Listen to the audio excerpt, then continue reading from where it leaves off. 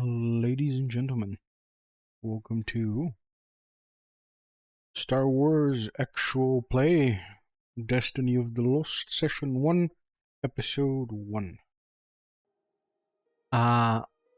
Let's play some Star Wars. So, Yes, please. I'm the GM. My name's Icetorn. We're gonna play some Star Wars. Lego, what's your name and what character are you playing in literally one paragraph? Yeah, so I'm Lego. My character's name is Nuata Lator. She is a former Jedi Padawan who managed to survive the war and has spent the last 15 years sort of aimlessly drifting across the galaxy until she found Tarayan or Taran, whatever. Figure it out later. Taran, yeah, whatever. Yeah. And now she discovered that the Jedi are not, in fact, completely dead. And now she's back on the journey to save the galaxy. Speaking of Taran, or Milo. Mello? Mello, oh my goodness. I already messed up. Mello. Hi, YouTube. no, I'm kidding. Mello. Are you having a stroke? Cut.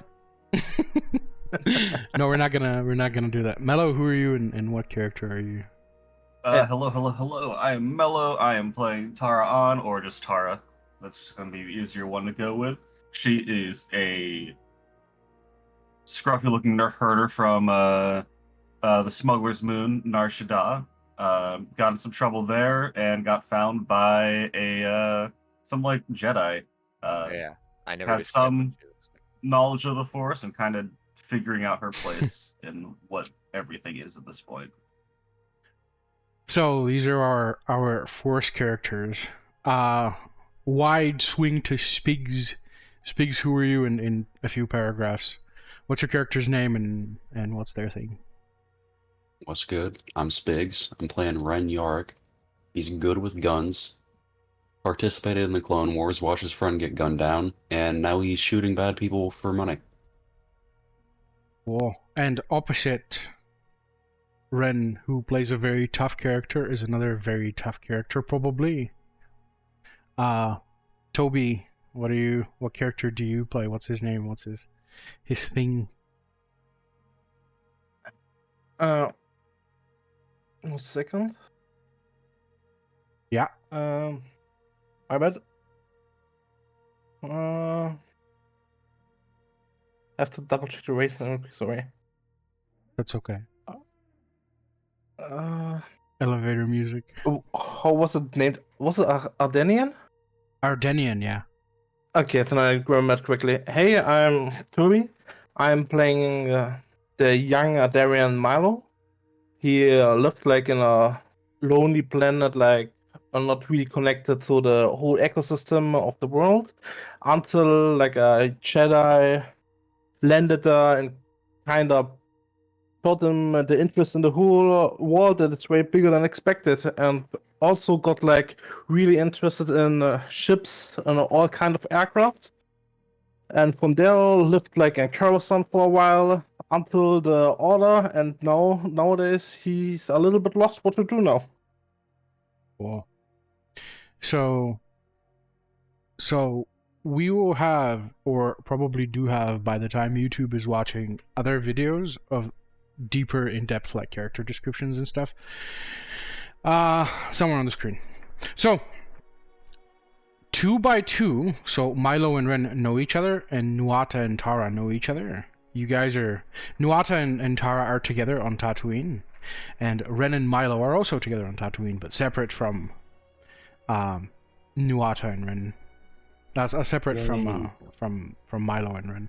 So yeah, I just learned the character name, so it's gonna be a mess. I already don't remember who's playing who. So I'm gonna refer to the Jedi as the Jedi, and I guess the Blacklist people as the Blacklist people. But YouTube doesn't know what that is, so I'll figure it out. Very, very briefly, this is year 5 before the Battle of Yavin, and we're gonna be in the Outer Rim for the most time. We're playing I want to say heroic individuals out to rescue people, but there's already a lot of evil stuff, so we'll see how it goes. They're playing heroes. I'm playing like a neutral good. Well, if we want to get technical, my alignment is chaotic light. Hero in a broad sense. Yeah, hero in a broad sense. So I don't actually have the map to show. But very briefly, our two Jedi characters, Tara and Nuata. You guys are on a quest to deliver these adolescent Jedi to the Academy on Ilum, and you have been wandering through the desert for a few days now, looking for an echo in the Force that you sensed, a Force presence permeating through the sand of a creature that is at the linchpin of the very Force that could turn around the entire fate of the Force as it is. And you were very close. You identified that personage to a moisture farm, one of maybe several thousand, on this side of the Great Dune Sea. And then there was another Force presence in the Force which absolutely waylaid you, and you were pretty much insensate when that other presence came in, and he dissuaded your little plans. So you cannot recapture this personage who you were looking for out in the sands. So you're gonna have to, I want to say, recuperate a little bit, get back into civilization and center yourselves.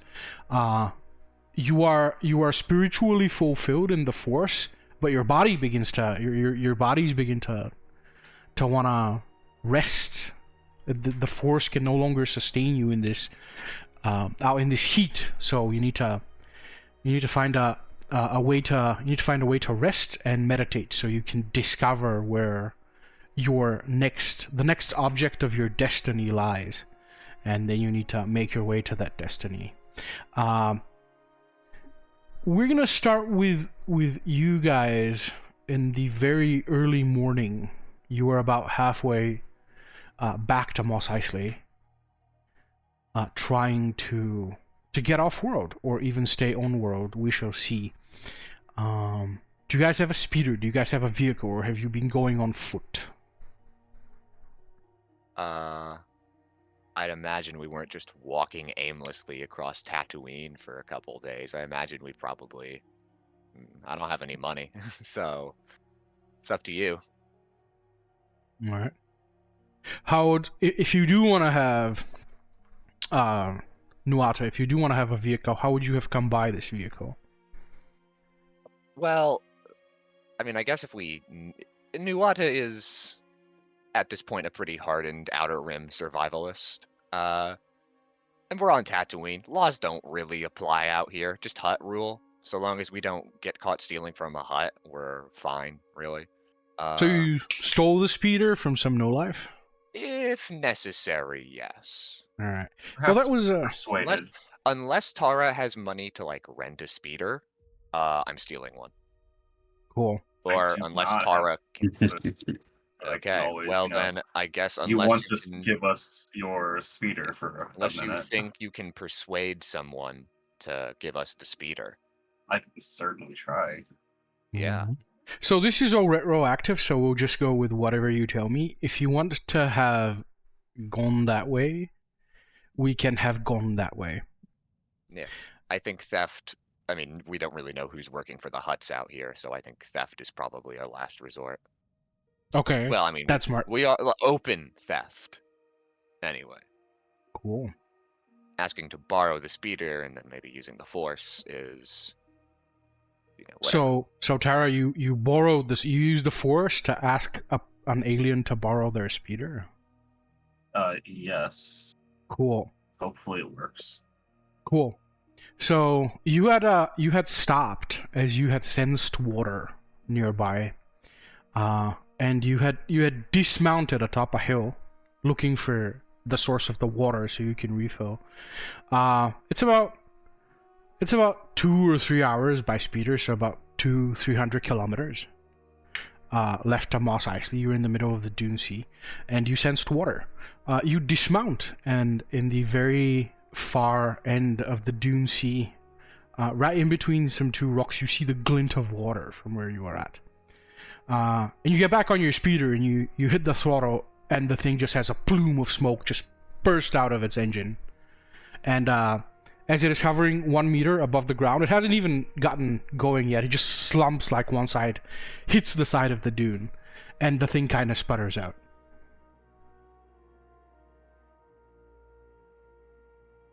That's not good. Yeah, Nuata gets off the speeder and just looks at the speeder and just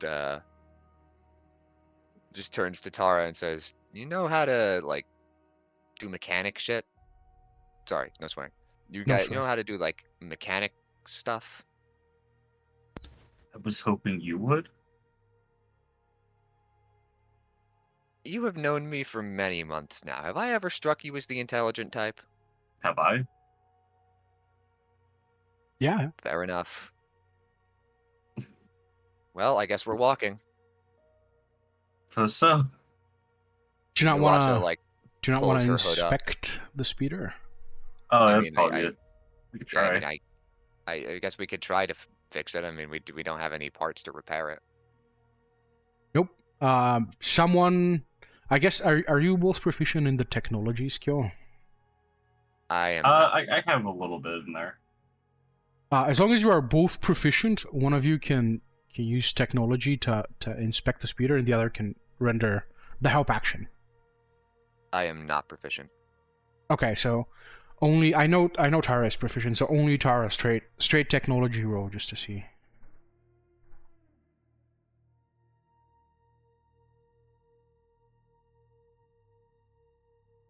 Nope. Nope. You pop the you pop the bonnet, and the plume kind of washes over you. You spot the part. It is crumbled and collapsed in on top of each other. But you have no idea what this is or how to fix it. As you kind of hover your hand over it, you realize that it's hot. So if you touch that, you're gonna burn yourself. So, and right at that moment, the entire speeder kind of plumps down in the sand. So that's no good. Broken. Thanks, genius. I figured that out on my own. Now, unless you want to get fried, I suggest we start walking. And Nuata's gonna pull her hood up and start walking. All right, towards the water. And Tara will follow along. Okay, so the camera kind of pans out at you guys just to reveal that in one direction it is literally just all desert. And then there's the very hint of these rocks in the very far distance. And indeed, from the bird's eye view, it looks like the gleam of water as you kind of make your way there. We're going to cut away from you guys to Ren and Milo. And actually, we're going to start you guys in the city. We have the glowing movie letters that say like 5 hours earlier or something like that. With Milo and Ren, as you guys stand in front of this Duracrete compound, flanked on all sides by guards. I do actually have a map for that, believe it or not. Yay!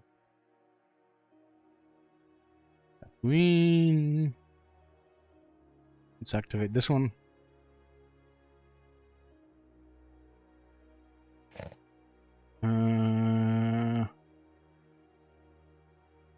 Ooh.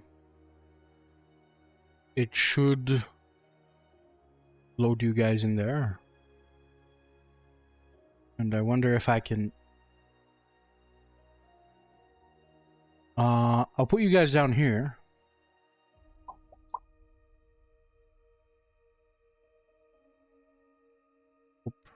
Ren and Milo. I believe the other two, you guys see nothing, right? No, I can see the map. You can see the map. Right, it has global illumination probably. Yeah, no, it has. Everything is visible. So let me try and bring you guys over here. Did the camera pan for you to over where Ren and Milo are? Yep. So you guys find yourself about this Duracrete compound, and you are actually already. You had just arrived on Tatooine a few days ago, and you had just gotten wind. You're here actually looking for a particular person called Billabong or Bill, and he is rumored to offer very expensive bounty contracts. And his thing is that somehow he always goes underneath the Imperial radar, and his targets are almost exclusively Empire. So he pays a lot of money, but also his contracts are very dangerous, and he is famed for offering exclusively contracts on Imperial targets. So he's very anti-Empire. And you kind of, it wasn't particularly hard to track him down. It was almost too easy to track him down.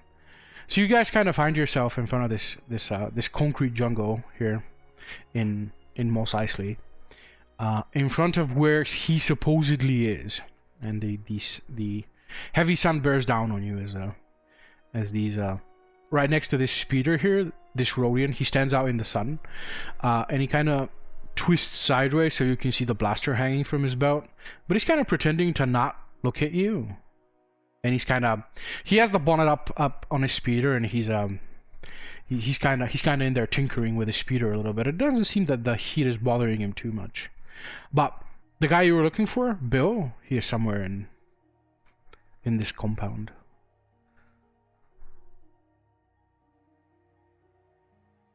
So just the Rodian is like from what we can see.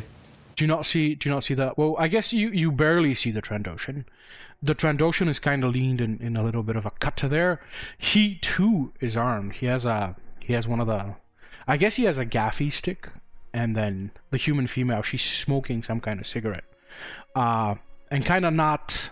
She has these rags on, so you're not sure what she has. But these are definitely guards. These are definitely sentries. They ain't pointing the guns at us. We're good. Yeah, they look a little bit scary with the guns, but I guess there wouldn't be. It's otherwise. I think we would be to the wrong place. Should we try to talk to them, or should we try to inspect the buildings beforehand somehow?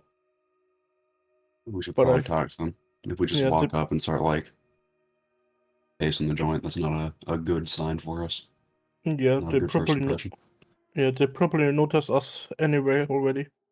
Don't want to be too suspicious. Yeah, let's go, man. Let's walk up. All right. You guys can move freely. Go ahead and move up to 60 feet in any one direction. Up to, sure. Cool. As you approach the Trandoshan, he kind of steps on. This guy takes a step forward, and the human gets out of her cubby hole, and you already gain the sense that you are being surrounded. And the Rodian opens his insectile mouth and he says, Does anyone speak huttese? I think I do. Ren and Milo. I think I do. I forgot where I wrote down the languages. It should be somewhere on your sheet. Hopefully you did write them down. I did not write them down at all. Me neither, to be honest. All right. Let's have a second. Don't worry about slowing the recording or anything like that. Just pretend that YouTube isn't here. Go ahead and figure out during character creation what languages you guys selected. And write them down somewhere. Background doc. Okay. I already wrote mine down. Huttese. Where's We'll get it in post, guys. It's fine. Okay. Get Do it you in get any post. languages outside of the species? I think there's a rule for that. Hold on. SW5E. I think it's like 1 plus your intelligence modifier.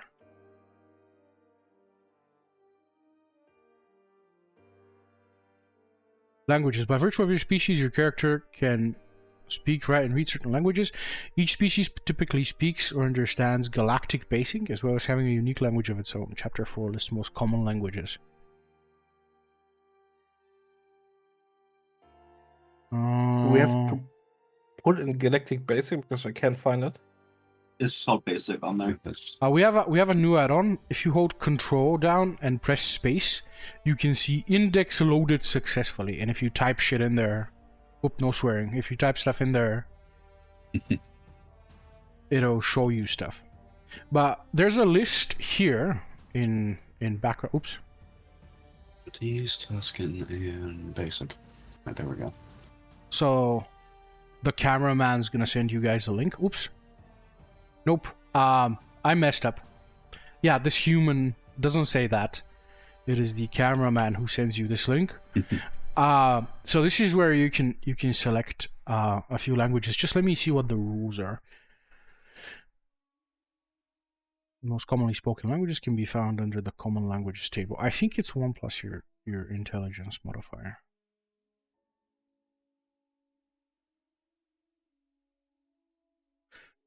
Deception, intimidator, customizing a background, languages. There are some feats that allow you to have more. I'm once again going blind. There it is.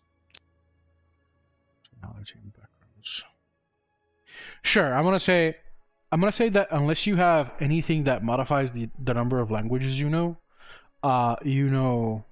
one language. So you know basic, your home planet language, and a number of other languages equal to 1 plus your int modifier. So that'd be more. Basic. For me. Home planet language. And 1 plus your int in other languages.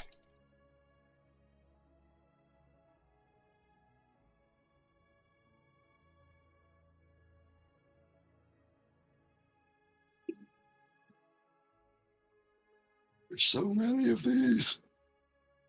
You don't have to select all of them now. Now you are I'll let you like pick up the languages as you see fit. But like huttese is definitely one of the more popular ones. There's 2 more I got to pick, but I'll do that later. All right. Yeah, I got basic, huttese, Shriwook, and Tuscan. Oh, cool! You know Tuscan as well. Cool. So you've been on Tatooine before. Always got to be prepared. Cool. As the Rodian gives you a knowing look, he blurts out in huttese. He says, "What is your business here?" Looking for work.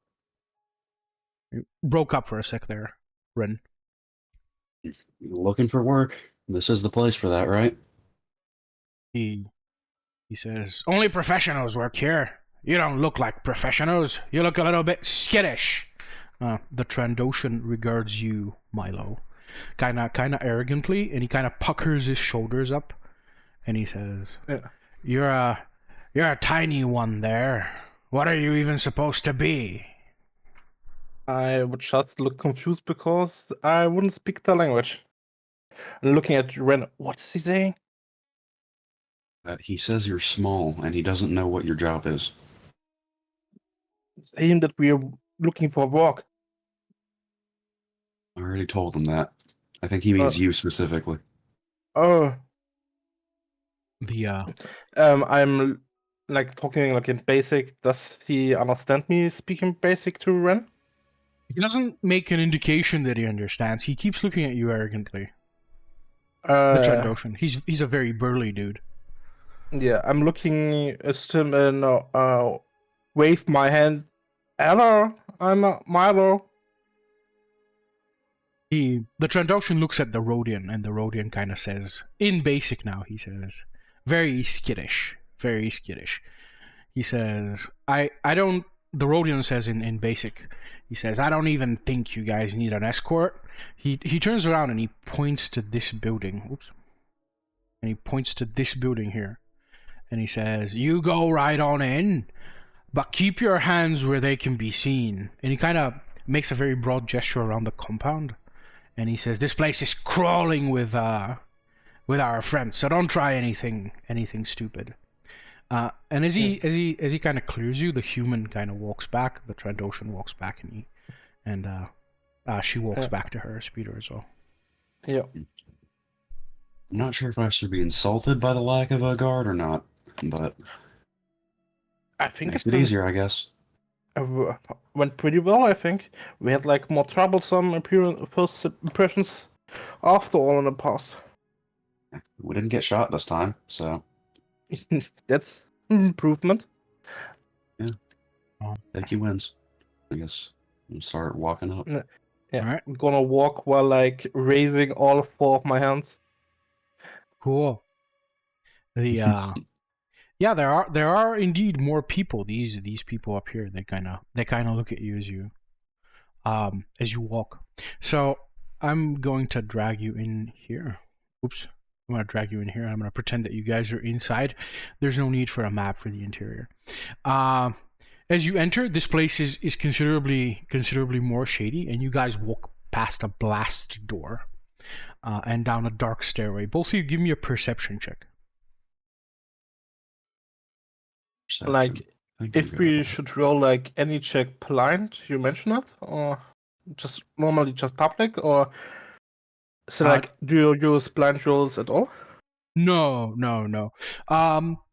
I call for perception checks to like whenever you guys have, like you guys take the search action whenever you're not, whenever you're just walking, when there's not like action, you guys constantly take the search action. So this is what I treat these as, like, you're a worthy adventurer, so you're constantly on the lookout for danger. Milo, you don't quite see. Ren, do you have dark vision? I don't. You don't. All right. Roll another perception check. Yours is at a disadvantage. Roll another, and we'll take the lower of the two. All right. You guys descend these smoky stairs, and it's actually not even hot in here. And you guys enter a richly appointed chamber. There's a gun rack on one side, and a glowing terminal. And behind this massive desk, there is a Duros man, and he turns and smiles at you guys. I can show you him if you bear with me for a sec.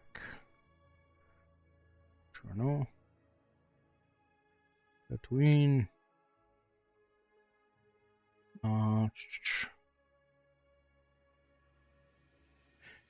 Here. Whoops. This is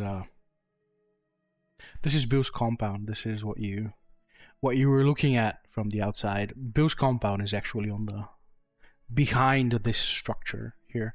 You guys kind of went from the right side. You guys kind of entered there, and the man himself greets you.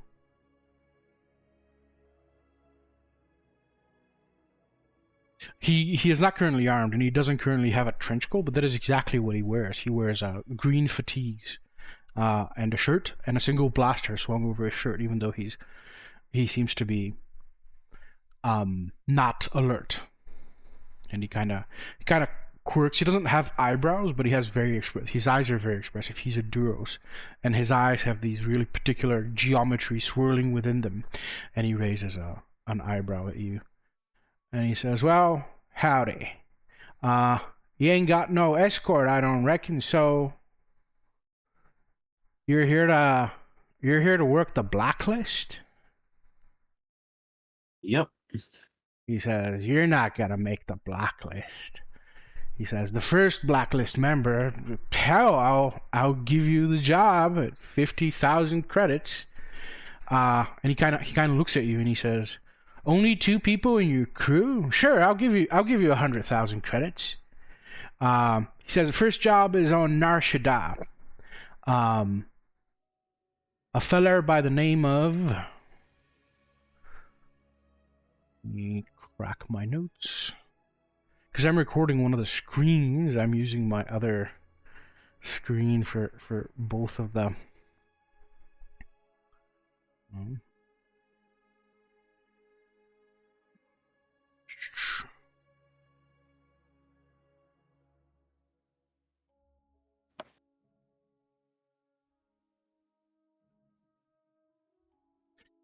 Sharath and Where's my damn notes tab? There it is. He says,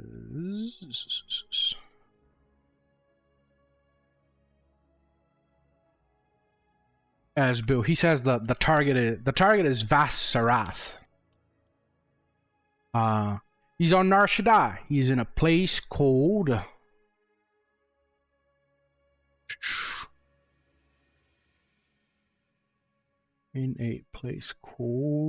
my notes are all over the place.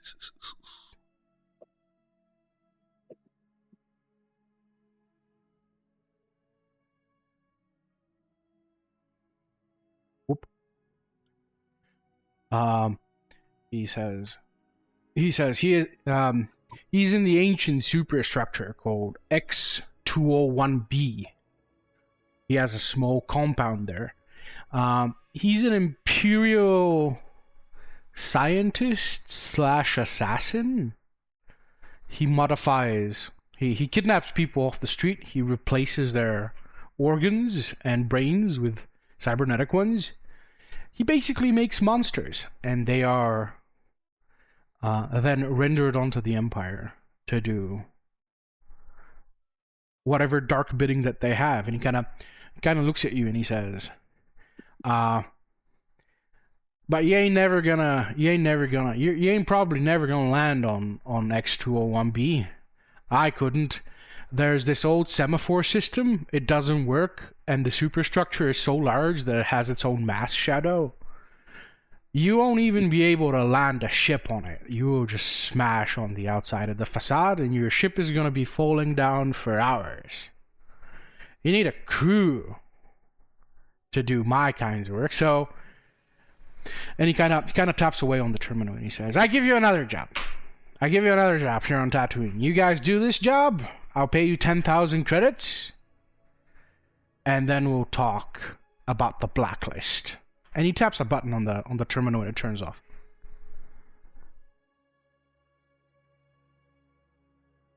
So many notes to take already.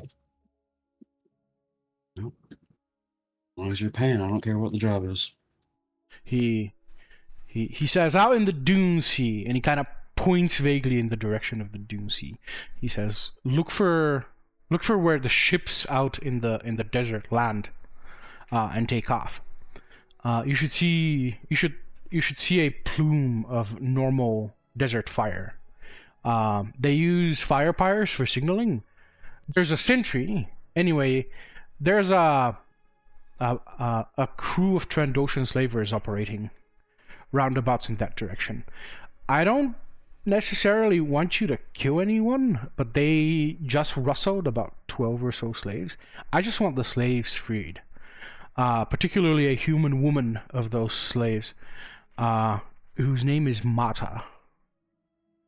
You make sure Mata comes back safely to me. And we'll talk about the blacklist. How do we figure out who is Mata? Does she look any details about her? How she's looking? About her look? He leans on the desk and he says, "Well, she ain't local, I'll tell you that much. She'd be the only one that don't stink. She's been out in that desert for a few days now. I bet she's got signs of exposure. She's got dark hair, but I guess her hair is bright now on account of the sun. And fair skin, although I guess her skin's burnt now on account of she ain't used to the sun much. I ain't rightly sure she's still alive, but if she is still alive, you go on and bring her back. You set them slaves free and you come back to me and I'll pay you." She ain't alive. Do we just bring her corpse? Or do we leave it? He strokes his chin and he says, "Well, if she's dead, I ain't got much use for her corpse. She, in some of the stuff that the slavers have rustled from these people, there should be her data pad. It's that I need, actually. It would have been good to come with the code, but if she's dead, then she's dead." We need to get Nata and the data pad. Either or. Alright. That sounds doable.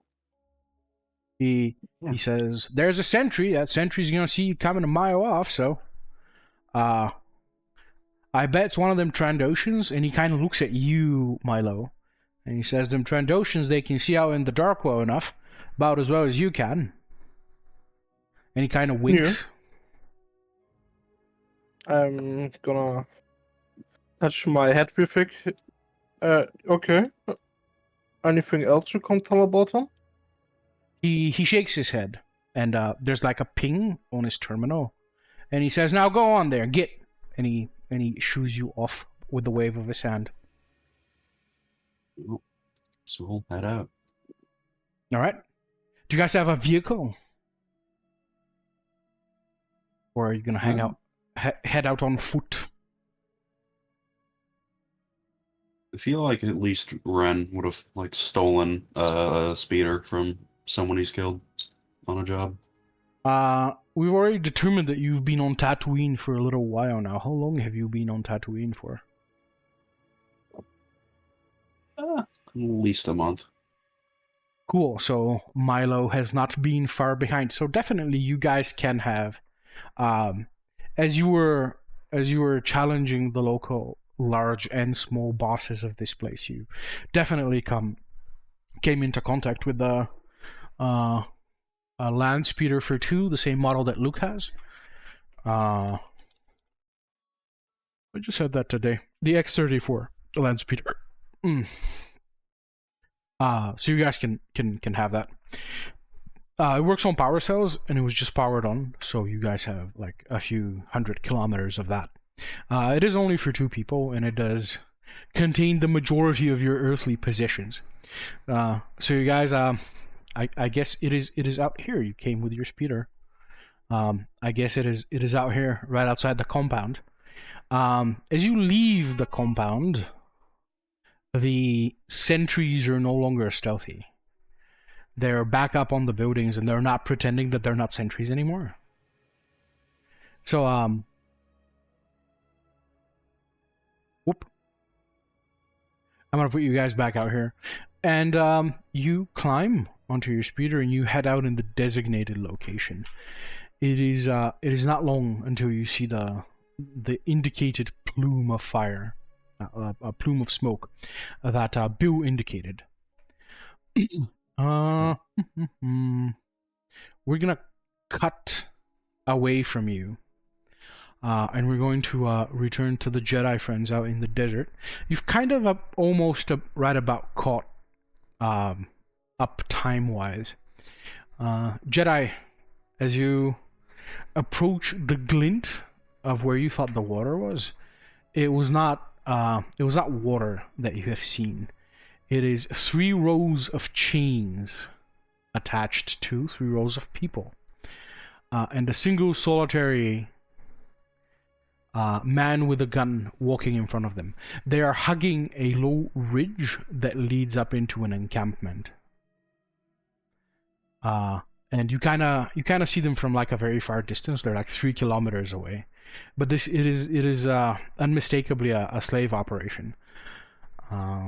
You guys are already aware, especially now the Hutts are kind of clamping down hard. There's a lot of slave operations on Tatooine. Even though there's now an Imperial presence on the planet. So yeah, in the distance you see them hugging a ridge and going up a winding path. The slaves were taken down to, indeed, where the water is at. It's just not that which you were seeing was not the water. The water is there, but it is not what you had seen. It's a small pond, a small burst of acidic water coming out of the ground and immediately evaporating in the sun. And he was taking the slaves to have their fill of water for the day, and he's returning them to the slave encampment. Probably later in the evening, a ship will come to take both the slaves and the slavers away. Yeah, this is the scene which you guys see hugging a ridge. Are you guys sneaking up? Or are you standing proud on the ridge a few kilometers away from them? Nuwata is just going to see this, and she is going to course correct and try to walk, like, towards Mos Eisley, I guess, but not in the direction of this very obvious slaving operation. All right.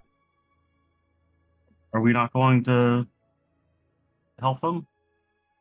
Well, I mean, that's very clearly a slave operation. Right.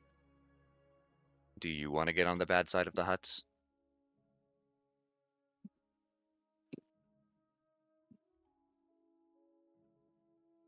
Look, I know it sucks, but that's not part of why we're here, all right? We were here for something else. And now that something else is gone, all right? Just ignore this, keep our heads down, go our own way. But what if we found this for a reason? What if the Force drew us here? That's how that works, yes? I don't think the Force really cares about all of that. All right, look, I'm pretty sure if the Force wanted us to fix it, it would be sending look, the Force wants us to fix it, right? We can't fix it if we end up black bagged and taken to some hut torture facility.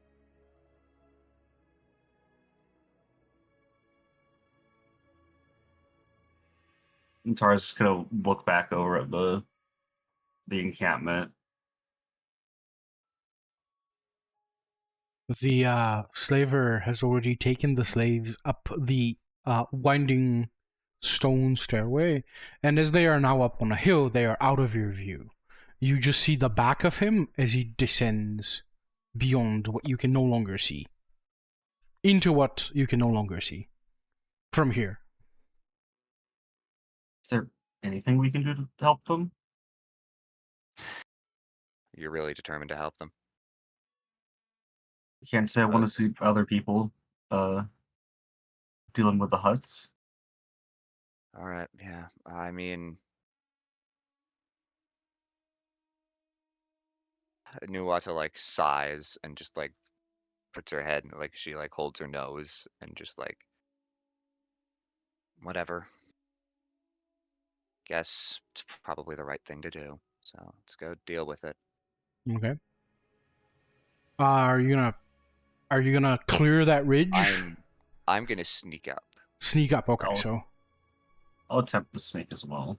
Okay, so you're gonna go not the same way. You're gonna do this the way you're supposed to. You're gonna find a purchase where you can see the entire thing without it seeing you, and take note of the people that are there, etc., etc. All right, go ahead and give me 2 stealth rolls, Jedi. In an ideal world, this will work. Sorry, what was that? So in an ideal world, this will work. Oh yeah. So you guys find purchase on a opposing hill. We're gonna cut away from you guys to the blacklist people.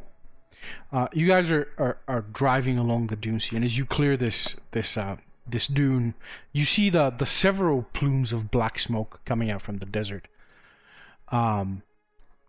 From the very far, you're kind of a little bit above it. The desert goes into a bit of a goyle, into a bit of a canyon, and you see the clearing where a spaceship is supposed to land, and you're about 10, maybe 20 kilometers away from it. As you guys make your way there, are you gonna rush them, or are you gonna sneak? We should probably sneak for as far as we can. Yeah, would agree. All right, so you leave the speeder a good maybe half a kilometer away, and it's time to do soldierly jogging montage through the desert. Go ahead and roll stealth checks. Straight stealth.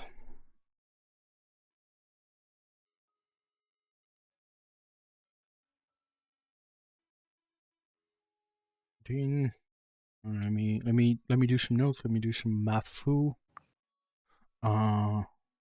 my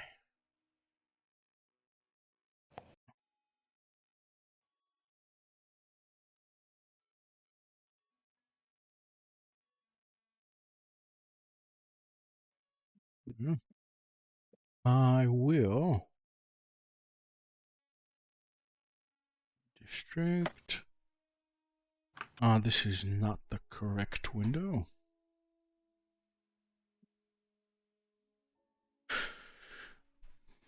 Do this one.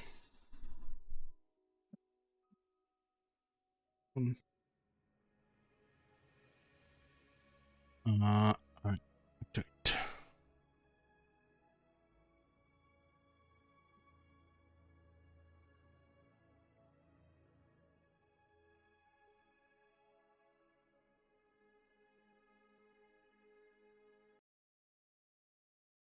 I'm gonna change the music. It might be a little bit loud for just 1 second.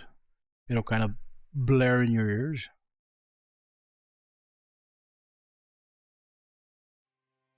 Going deaf for a second is a small price to pay.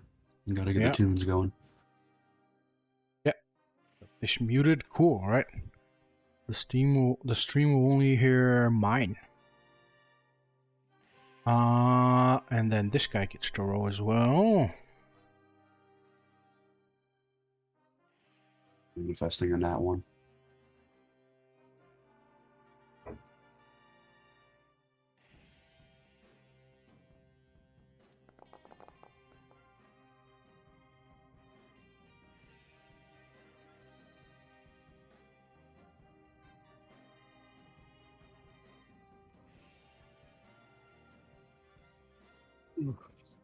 So if I'm not much mistaken, you guys can not even see that one. Yeah, we can't. Yeah.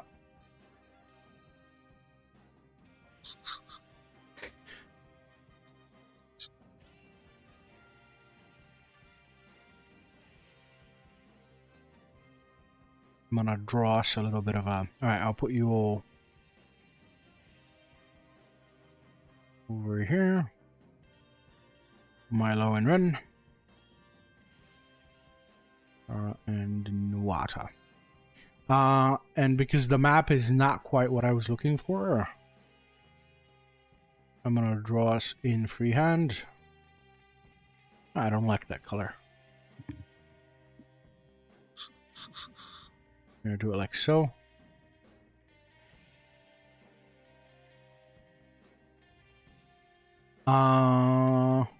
It's too large. I'm gonna do it like so. These two drawings represent rocks.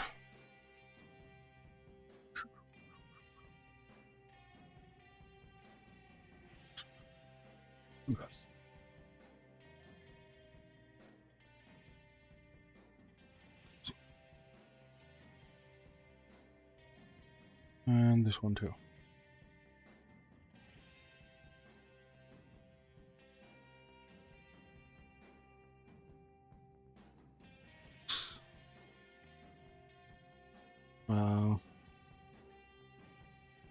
Similar disgusting green, although slightly different. Sure.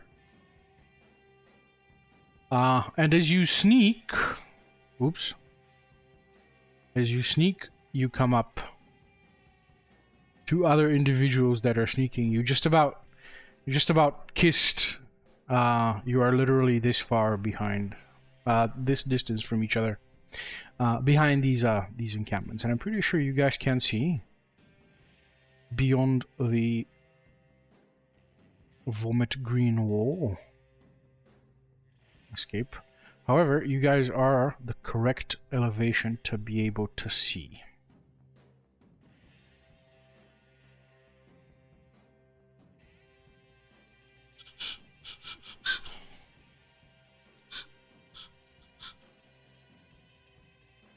that right? You were stalking That's the. right. Okay. You are stalking the slavers when you accidentally encounter two other individuals in the middle of nowhere. So Milo, you have been with Ren this entire time, but now you are faced with these two other strangers. What is it they see? What do you look like? Especially in this terrain, I would definitely wear like some kind of poncho. I would like keep my hands like hidden under it a bit, so they won't see like 4 hands at a time. Cool. I always walk a little bit like near the ground, like I'm already used to sneaking around the whole time, like a pretty small gesture near the ground. They probably can see a bit of my face, but not identify it. Like they will see like a little bit of fur and stuff like this, but they won't tell what kind of race I am. And they say like the poncho is like colored similar to the desert sand, so it's also like a light brown, a little bit of white, some kind of camo style poncho. Cool. So you're wearing like camouflagey clothing. So you're definitely you definitely look like you know what you're doing in this terrain. You look competent, is what I'm saying. Yeah. All right. Cool. So that is what they see in Milo. Let's go with Tara. What are they? What do these two guys see when they see you? So we'll see. There's Theon, I think is what it's called. Some lighter pinkish complexion, orange hair, wearing some interesting clothes that are definitely not from this world. This almost looks like what a maybe bounty hunter would be wearing, a more casual day. Cool. Which is kind of, yeah. So you're wearing like darker colors, maybe not necessarily camo. Yeah, some darker colors, a little bit of purples and oranges in there, but not too much. Mostly cool. like darker gray. Cool, and not necessarily feminine, right? It doesn't have accessories and stuff. It is entirely function. I do not believe I have any accessories. Cool. Yeah. Is the lightsaber? Do you even have a lightsaber? We don't know if you have a lightsaber. Is it visible if you do have a lightsaber? It is not. I don't know where she's hiding it, but it's not visible right now. It's not visible. Okay, cool. All right, let's go back to Ren. Ren, Milo has seen you, but these two have not. What do you look like? A human, like mid to late 30s, with some pretty scraggly red hair being kept out of his face by a pair of old dusty goggles. Wearing a poncho that's a little bit too bright of a blue for this scenario. Over some armor that looked like it was good at one point, but has been like broken and repaired so many times it's just kind of rickety. Covered in like equipment and stuff. Do we see your gun? Generally a punchable face. Yes. See multiple guns. What are your guns look like? Blaster rifle and a small holdout pistol. I did not mean to roll that. That's okay. General like stock equipment, basic stuff, prepared to like lose it at any moment, so not much work has been put into the weapons.